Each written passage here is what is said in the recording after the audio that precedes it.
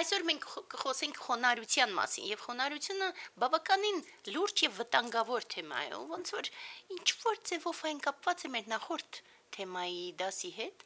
եւ անցած անգամվա պես, որ մենք ասում ենք, որ երբ որ մենք խոսում ենք ձգտումների եւ մյուս կողմից հավակնությունների մասին, սահմանը շատ նուրբ է եւ դժվար չէ իրականում սայթակել։ Այդպես էլ խոնարհության թեման շատ նուրբ է։ Ինչու առաջին հերթին, որովհետև համատարած սխալ ընկալում կա խոնարհության, եւ այդ սխալ ընկալման պատճառով ել ավելի հեշտ է սայթակել։ Եվ եթե մեկ ծայրահեղության մեջ ընկնում ենք սխալ ընկալման պատճառով խոնարհության, ապա մենք ընկնում ենք հնազանդության եւ կեղծ հնազանդության մեջ, ենթարկվածության, իսկ եթե մյուս կողմն ենք ընկնում սայթակելուց, ապա ընկնում ենք ամբարտավանության եւ ինքնապավենության մեջ։ Այս այդ հիմնարար խնդիրներն են եւ այսօր մենք փորձենք հենց ցույց տալ, թե ինչքան շատ է սխալ ընկալումը խոնարհության եւ ինչպես է պետք վարվել, որպեսզի խոնարհությունը իրականում դառնա տար եւ կարեւոր բաղկացուցիչ մեր բնավորության ու օգնի մեր զարգացմանը։ Եվ այդպես քայլ առ քայլ փորձենք գնալ։ Առաջինը, երբ որ նայում ես, օրինակ բառարաններում, թե ինչ են գրում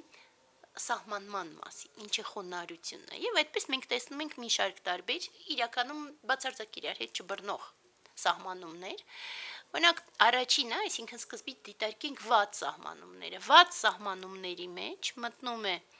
ասում են ըստ բառարանների, հպարտության բացակայություն եւ ուրիշի կամքին ենթարկվածություն, կամ էլ ցածր ինքնագնահատական եւ անարժանության զգացողություն։ Սա այդ համատարած նկարագրությունն է եւ ըստ այդմ, երբ որ փորձում են բերել խոնարհի հոմանիշները, դիտարկում են հլու, հնազանդ, ենթարկվող եւ այլ բառեր։ Սա բացարձակապես իրականությանը չի համապատասխանում եւ սա ամենևին իրական խոնարհության սահմանումներ չեն։ Եվ այդպես փորձենք դիտարկել մյուս կողմը սահմանումների, որոնք որ շատ ավելի մոտ են։ Սահմանումներից մեկը ասում է համեստ ինքնաարտահայտումը հստակ որոշակի իրավիճակներում, այսինքն ոչ միշտ, այլ հստակ որոշակի իրավիճակներում, հստակ կողմնորոշվածությամբ դեպի նպատակ, ընդհանուր բացվածություն եւ չպարտադրանք, այդ սեփական կարծիքի, սեփական մոտեցման եւ այլնի պարտադրանքի բացակայություն, ու նաեւ ունակություն հրաժարվել սեփական զորության այդ ինչ որ եկամուտներից կամ ձեռքբերումներից դրա հետ կապված հանուն մյուսների։ Սա շատ ավելի մոտ, իրականության շատ ավելի մոտ սահմանում է, եւ մենք կփորձենք հենց դրանով շարժվել։ Իրականում ըստ այդմ, երբ որ մենք դիտարկում ենք այս երկրորդ սահմանումը, ապա հոմանիշները այն բոլոր, որոնք որ թվարկեցինք, այլևս երևում են, որ հոմանիշ չեն։ Եվ նույնը, երբ որ դիտարկում են հականիշը խոնարհության, շատ հաճախ ասում են հպարտություն։ Հպարտությունը չէ հականիշը։ Հպարտությունը բացասական որակ չի կարող լինել։ Հակառակը մենք ասում ենք այն ուրախությունը, որ կան այս արժանինքները։ Ամբարտավանությունն է հականիշը։ Ամբարտավանությունն է բացասական որակը եւ ինքնապավենությունը։ Այս երկուսը հականիշներ են հիրավի։ Սա շատ կարևոր է, որ մենք հասկանանք եւ մենք հիմա կփորձենք նաեւ ցույց տալ, իսկ ինչու է դա կարևոր հատկապես այժմ մեզ համար եւ ինչ երանգներ կան խոնարհության մեջ։ Եվ այդպես, երբ որ մենք դիտարկում ենք օրինակ առօրյա կյանքում, երբ որ մենք մտածում ենք ինչու է դրսևորվում խոնարհությունը տարբեր մակարդակներում, մենք տեսնում ենք առաջինը, օրինակ մենք ասում ենք, որ նայ տարբեր իրավիճակներ, որոնք որ կյանքում լինում են, երբեմն մենք տխրում ենք դրանցից, երբեմն դժգոհում ենք, ու երբեմն մենք սկսում ենք այդ ներքին բողոք առաջացնել, որ ինչու պիտի նման իրավիճակ լինի, ինչով արժանացա նման իրավիճակների, խոնարհությունը օգնում է մեզ այստեղ ընկալել պատճառը հետևանքային կապը, եւ դրա շնորհիվ մենք ընկալում ենք, որ մեր պատճառով է։ Դա մենք ենք ստեղծել այն պատճառները, որոնց հետևանքով ունեցանք այս կամ այն դժվարությունը։ Նույնը մենք հասկանում ենք ամբողջի մասին, եւ դա առաջացնում է խոնարհություն։ Խոնարհությունը ըստ այդմ օգնում է մեզ շատ ավելի ըստ էության ընկալել թեկուս ուսմունքի գաղափարները, բայց առօրյա կյանքում նաեւ։ Երկրորդը, երբ որ մենք տեսնում ենք տարբեր շատ ավելի դժվար իրավիճակներ, որոնք որ մենք երբեմն ընկալում ենք որպես բարդ տառապանքներ, իսկ եթե զարգացած ենք, ընկալում ենք որպես փորձություններ։ Խոնարհությունն է օգնում ընկալել տառապանքները կամ փորձությունները հենց որպես փորձություն եւ որպես դաս։ Հենց խոնարհությունը օգնում է մեզ ընկալել տեղի ունեցող բարդ process-ները որպես խորքային դաս մեզ համար։ Ըստ այդմ, որպես հնարավորություն ավելի մաքրվելու սխալներից եւ գնալու ճիշտ ճանապարհով։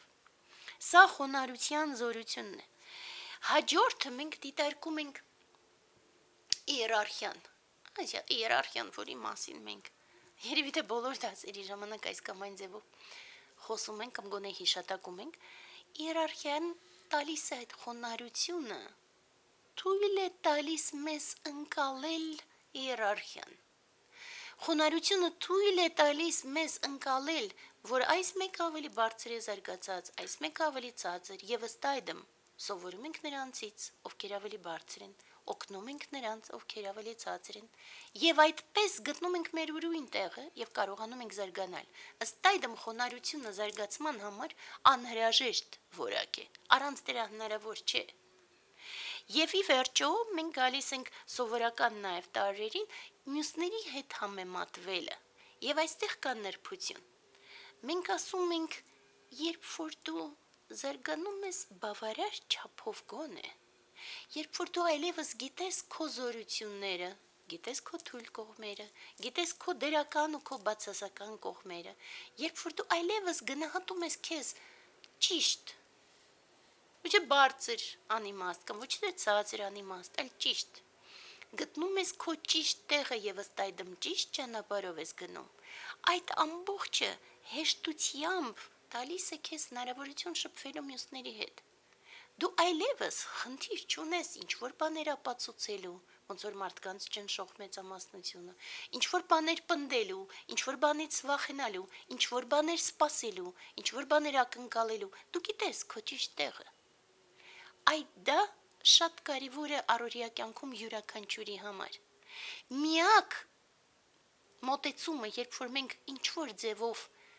զեղչ ենք, այսինքն զիջում ենք դա երեխաներն են, որովհետև երեխայի էությունը դեռ ձևավորման փուլում է։ Այո, կարմիկ առումով ինքը ունի իր ուրույն հատկանիշները, բայց ընդհանուր առմամբ ձևավորման փուլում լինելով իր համար կարևոր է երկուստեք մի կողմից խոնարհությունը ընկալելու մյուսների զարգացվածությունը եւ ըստ այդմ սովորելու, ինչ որ առումով ենթարկվելու, բայց ոնց որ դասերից մեկի ժամանակ ասեցինք, նաեւ ուրույն այդ ունիկալության տեղը պահելու, բայց մյուս կողմից բարձր դնելու այդ նպատակասլացության գծերը, հակառակ դեպքում երեխան չի զարգանա, այսինքն երեխայի համար խոնարհությունը թեկուս ինչ-որ առումով կարևոր է մյուսներին լսելու եւ զարգանալու, բայց իր հասակակիցների համար կարող է լինել վտանգավոր։ Ասա այն տարբերակն է միայն երեխաների վերաբերյալ, երբ որ մենք հանում ենք։ Հասկանալի է դա երեխայի համար, ողբալի է մեծերի։ Ըստ այդմ, յուրաքանչյուրի համար խոնարհությունը այն հիշեցումն է, որ մարդ գտնի իր սեփական տեղը, ճանաչի իր սեփական արժանինքները եւ թուլությունները, եւ ըստ այդմ չակնկալի ոչ մի բան, չմեղադրի ոչ մեկին եւ դրսևորվի ճիշտ։ Եվ այստեղից գալիս ենք ուսմունքներում խոնարհությանը։ Առաջինը քրիստոնեության մեջ մենք բազմիցս անգամ ասում ենք խոնարհությունը առանցքային որակ է։ Ինչու, որովհետև քրիստոնեության մեջ Աստծո կամքի ընդունումը ամենահիմնարար քարն է։ Մենք հայտարարում ենք ի սկզբանե աղոթքով, ընկալումով, սովորելով, որ թող Աստծո կամքը լինի եւ ոչ մեր։ Հրաժարվում ենք սեփական կամքից, որպեսզի հաստատվի Աստվածայինը։ Սա քրիստոնեության մեջ։ բուդդայականության մեջ սահմանները, երանգները շատ են, որովհետև ինչպես ասեցի, օրինակ կյանքի իրավիճակների ժամանակ այն գոնդրոն, որի մասին մենք հաճախ ենք նորից խոսում, նախնական պրակտիկաները, երբ որ մենք խորհում ենք հնարավորինս ընկալելով այս հիմնարար տարրերը, անցողիկությունը, մահվան անխուսափելիությունը, կարման, այսինքն պատճառը հետևանքային կապը եւ սանսարայի բնույթը տառապալից, այդ ժամանակ շատ ավելի հեշտությամբ է մեզ տրվում խոնարհությունը։ Եվ խոնարհությունը ստայդմ դառնում է եւս անհրաժեշտ որակ, սա մի կողմից, եւ մյուս կողմից վստահվելու սուտչին, ընկալել սեփական թուլությունները, ընկալել անհնարինությունը զարգացման ճանապարհով գնալու առանց ուսուցչին, ըստ այդմ վստահվելու եւ ըստ այդմ խոնարհվելու։ Այդ խոնարհությունը այստեղ դառնում է վեհագույն որակներից մեկը։ Բայց եկեք հիմա այս բարձր տոնայնությունից անցնենք մի հատ փոքրիկ տարրին եւ հետո վերադառնանք մեր իրականության մեջ։ Եվ այդ փոքրիկ տարրը այն պարադոքսն է, որ մենք ունենում ենք խոնարհության ժամանակ, որ ընկալելով անցողիկությունը, ընկալելով պատճառը հետևանքային կապը, հասկանալով, որ ըստ այդմ դժվարությունները կյանքի պատճառաբանված են նախորդ սխալներով, ընկալելու, որ միևնույն է իրենք անցողիկ են եւ կանցնեն կգնան, միևնույն է դրսևորել կարիք-ցանքը եւ ապրել այս մեկ ակնթարթում առանցքային է, բայց պարադոքսալ։ Ընկալել այս պարադոքսը եւ ապրել մեջտեղում ամենակարևոր խորհուրդն է ուսմունքի։ Սա բարդ է ընկալելու համար, բայց անհրաժեշտ։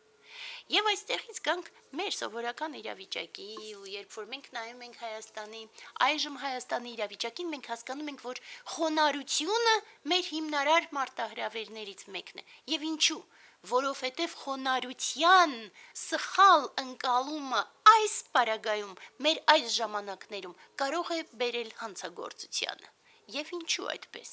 Որովհետև տեսեք, երբ որ մենք ընկալում ենք, որ այո, այս դժվարությունները առկա են, մենք ընկալում ենք, որ այս ամբողջ դժվարությունները, որ հիմա Հայաստանի առջև ծառացած են,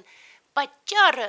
թեպետ նորից մեր մեջ է, ինչքան էլ մենք մեղադրում ենք թշնամիներին եւ թշնամին իհարկե մեղավոր է եւս, բայց մենք մեղավոր ենք եւս։ Այն դարեր շարունակ սխալներ գործելով, այս վերջին 94 թվականից սկսած անդադար սխալների ու նաև հատկապես այս վերջի 7 տարվա դավաճան իշխանությունների առկայությամբ այդ ամբողջը բերել է մեզ խորքային լուրջ տառապանքների։ Այնուամենայնիվ, ընկալելով հանդերձ այդ տառապանքները, եթե մենք սխալ ենք ընկալելու խոնարհությունը, մենք կարող ենք հանձնվել։ Սխալ ընկալումը խոնարհության այս պարագայում կարող է բերել անտարբերության, հանձնվածության, հնազանդության, տառապանքի առջև եւ ըստ այդմ ոչնչացման։ Խոնարհության ճիշտ ընկալումը կարող է ունենալ միայն հզոր մարդը։ Մենք ունակ ենք լինել հզոր։ Ազգային որակներ ունենք համապատասխան, որպեսզի հզոր լինենք, բայց յուրաքանչյուր անգամ պատմական զորությունը ունի թարմացման կարիք։ Երբ որ դու հասկանում ես, որ ամպլիտուդաների նման է զարգացումը, դու կարող ես բարձրանալ, բայց հետո դու նորից իջնում ես, ու դու նորից վերագտնում ես քո զորությունը եւ դրանով նոր դու ստանձնում ես այդ խոնարհությունը։ Թույլ մարդը չի կարող լինել խոնարհ։